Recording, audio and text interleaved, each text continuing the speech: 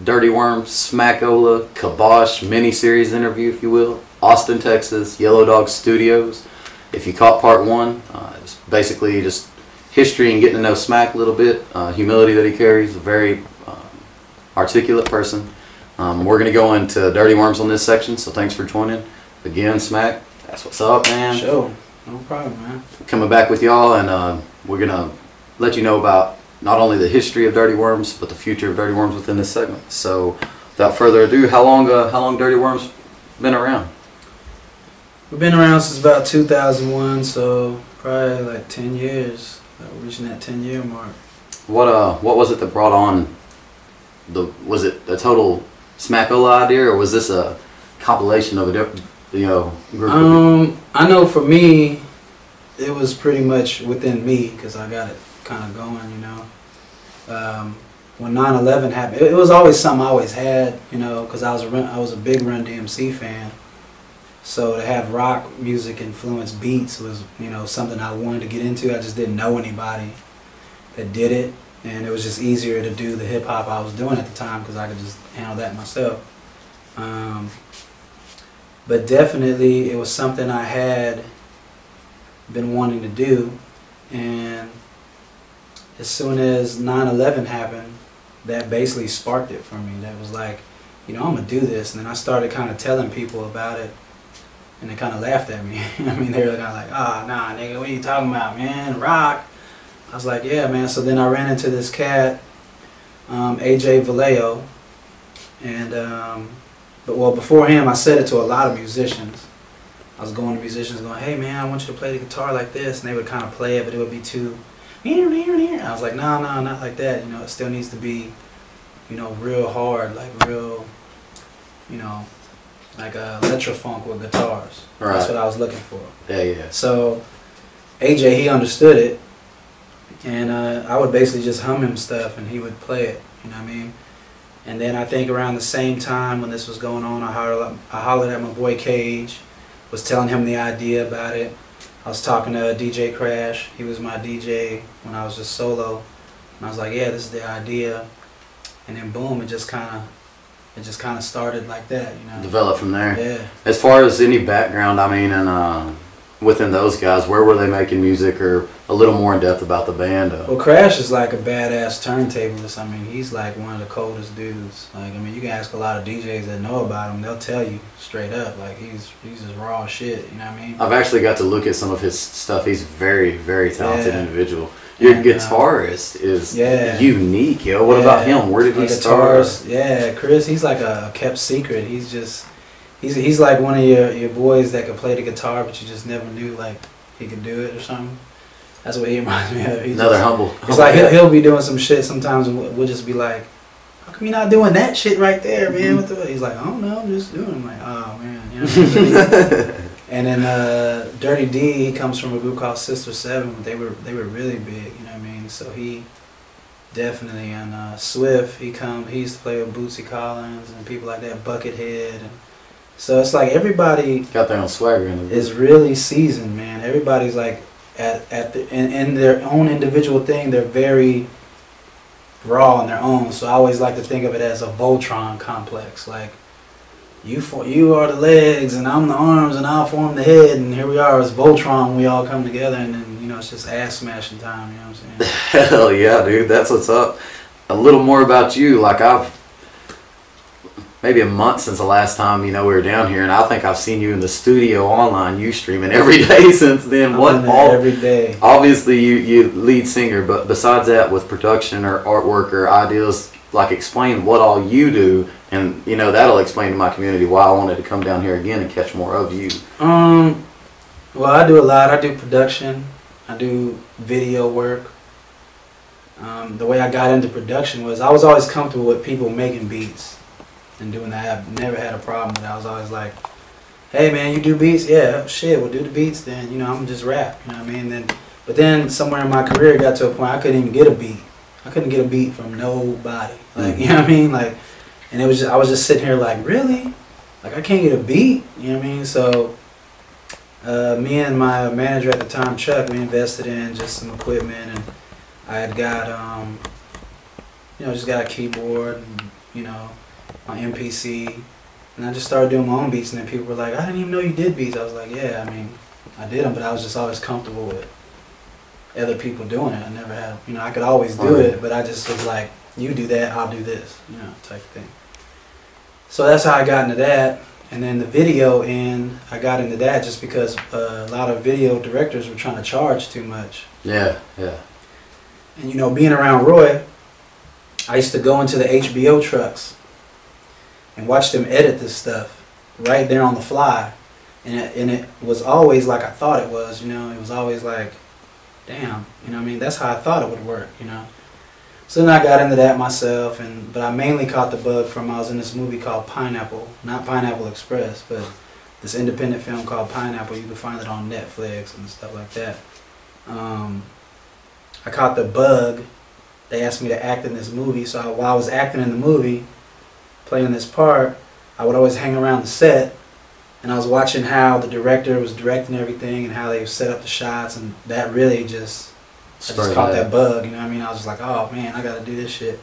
So then that's what prompted the whole Wormhead movie. And yeah, no, tell about that a little bit for like our community's sake. The Wormhead movie, you showed me that when we were eating pizza the other day. Like,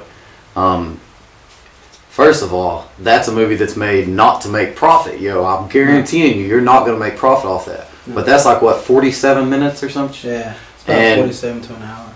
Any hardcore horror movie fan would like it, but dude, it tells your story, right? Right. Yeah, dude. And someone that doesn't know can watch that, and if you hear the music too, and then you watch it, it goes in line with the... It just makes it all make sense. It's chronological. The CDs too tell the story. Yeah. It reflects what comes out. Exactly. And that's part of the reason I wanted to do that. I wanted to make my break into making films. And I was like, how can I make my break into films but still promote what I'm doing? So I was like, you know what, I'm going to make the Wormhead movie. And I was telling my boy Ike Jones, I'm going to make this movie and show people exactly what I'm talking about. Because sometimes people would listen to the records and I would always have to explain this over and over and over. And I'm like, nah, you know, it's about, you know, the Wormz is about a biological sound weapon and blah, blah. And they're like, I'm just losing them. They're like, what? What are you talking about? You know what I mean? So this movie definitely is going to... Like you said, if you see this movie and then you listen to our records, you're gonna be like, oh shit, like this is a real, like everything I'm saying in all those records. Well, check it out. This is what really like just split my wig with the whole deal is that not only does and I'm not just riding ass here. I'm telling you the truth. The music is really badass, and then I can't grasp how you can in the back of your mind always keep that, not necessarily storytelling, but it's like, dude, it blew my mind. That's what I came back. That's the reason we came back down here is because after we heard it all, and then I'm like driving home and I'm listening to all the albums and it's all hitting me, and then I'm seeing flashbacks of the movie, and I was like, whoa! It blew me away. Yeah, and so it's a bigger story than people think. Like Doc, find out about Doc. That's a person in the band that's actually a homie, and it started out as when I first was doing the Doc character, it would be me coming out. You know, on stage. I'll come out on stage and do it. But then it just got to be like too much because I would come out, do it, then I have to run back, change, and come back, you know, and it just got like... And so my homeboy was always around, so I was like, dude, put this shit on. Help me out. Put this fucking shit on, man, and come walking out. And then, you know, that's how we kind of did because he was everywhere I went. He's got the personality. He's got that other personality too, though, to a T. That's what cracks me up. Well, I mean, we were roomies in the Army. We were actually in the Army, so... We were roommates, so as I got out the military, he got out. We just, you know, he was my road dog. It was like everywhere we went, the same old thing. So, yeah, he basically just took on the role of the Doc for me so that I could, you know, it was just too hard to run back and forth on stage. But I wanted to bring that theatricalness to the stage so everybody could see. But now as you go back and listen to the records, the fans have really started to dissect it. And they're like, so really that's you, and it's more like this. And I'm like, yeah, so this whole... It's this alter ego type of thing. Yeah, when you start listening to everything and you watch the movie and you do all this, it's like all that shit makes more sense. And I think it makes it probably even more fun that I did it like that, because then it makes you go back and now I have to appreciate the earlier stuff I was saying, from the infection to the parasite, the epidemic DVD, the outbreak, that's the new one coming.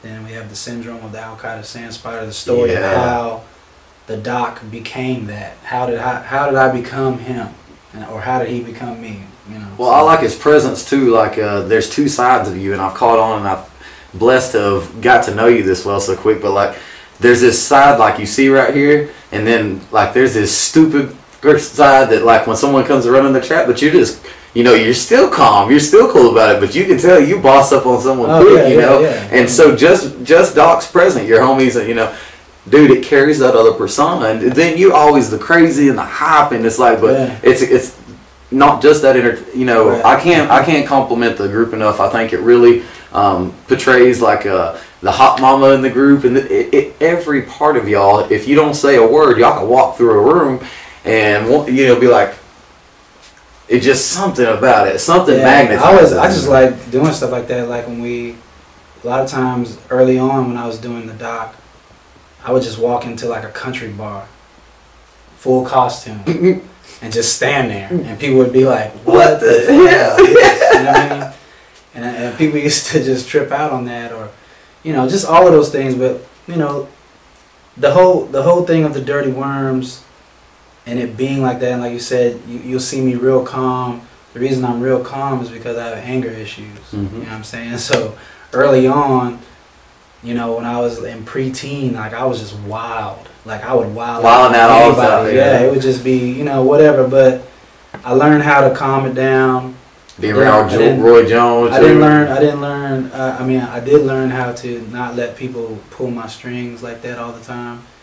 And so the DirtyWormz music, the reason why it's just so fight music is that's my release. Yeah. So when it comes out, it's like that. So the whole thing about, so when you just know that about me, and then you go into the music and you really realize, like, man, when you hear all the terminology about I could just explode at any minute, it's all intertwined. And the band too, that's what props to the band. You know, they're not here because we're gonna do that. You know what I'm saying? But yo, the band almost their instruments, just everything everything when it comes together, yo, seems like they're speaking with their instruments. The same shit. They're almost your backup, but they're not talking and singing. They're using their instruments. Right. You know, like your kibosh stuff, which we'll talk about that later. I won't get on it too hard now, but if you listen, in my opinion, to Tech Nine stuff, that's how it should have been the whole time.